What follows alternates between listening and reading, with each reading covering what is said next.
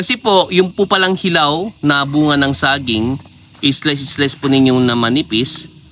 Tapos, yun nga, fry para maging banana chips. Yan po. Kaya hindi po masasayang yan. Lalo sa anak kong yan na si Lance, no?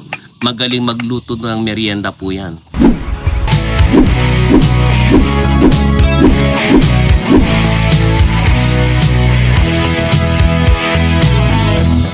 Hello. Samahan niyo po ulit si Garden Body.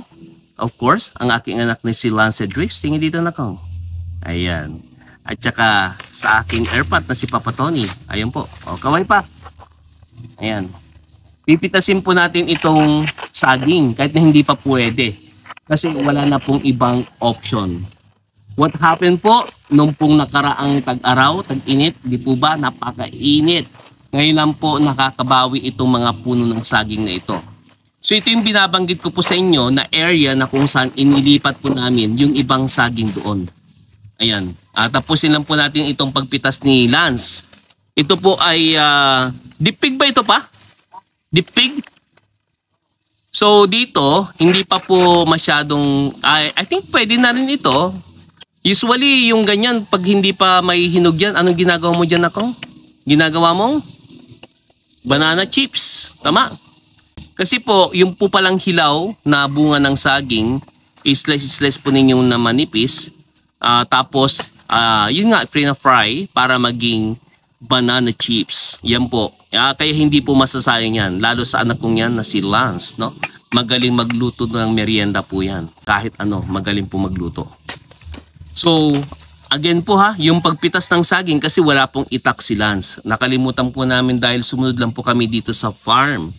Ang nangyari, tignan po ninyo yung ganyan na sa pagpitas ng saging, after na mapitas po yan, pati po yung puno dapat ay binubuwal o dapat pinuputol na po yan. Okay, flex na po natin iba po dito na saging. Ayan po ang kinaganda ngayon dito dahil umuulan na, ayan po at meron ng mga suwi yung saging. Ang spacing po ng saging na kinonsider ko dito is about 3 meters. Tignan po ninyo 3 meters kung matatansya po ninyo yan, nasa 9 feet mahigit. Ganun po yun. Kasi 3 meters by 3.28 feet. Ay, tama. 3 meters by 3.28 feet because 1 meter equals to 3.281 feet. Ayan. Tignan po ninyo Ilang puno na ito pa? 80 plus yung part na ito. Kasi yung iba po doon, pinapaputol ko na, pinapatanggal ko na dahil nga po ayaw ko nang makalat. Gusto ko po ang mga halaman po dito, grouping. Ayan po, halimbawa, itong part na ito, merong existing na isang puno ng mangga dito, kaya lang naputol yung nandito, nabuwal po yung isang side niya. So, yan na lang po yan. Kaya dito sa paligid niya, tinamnan na rin ni Papa Tony ng additional na saging to make it 80 na piraso. Maliban po doon sa kabila. No? So, ayan po, tignan ninyo. Ito yung, asan yung ibang pa? Marami namatay din ako, no? Na abukado. 7 pong namatay na abukado. Ayan po. Ayan po yung mga abukado na tanim. Ilang taon na ito pa? Mga 4 years na yan? 5 years. 5 years. So, malapit na palang mamunga ito, no?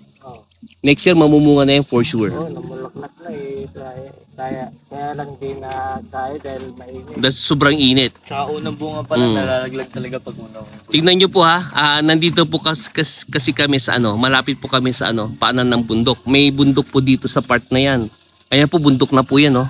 Diyan po sa part na yan.